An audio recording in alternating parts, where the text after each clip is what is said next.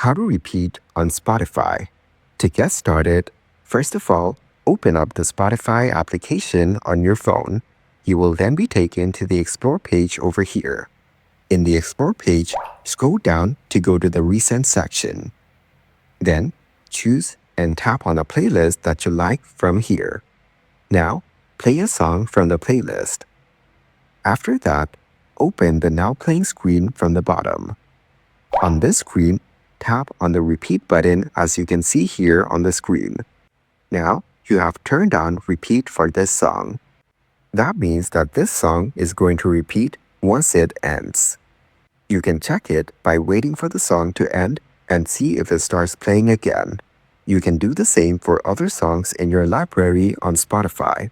This way you get more control on how you listen to Spotify. Following these steps, you can easily repeat songs on Spotify.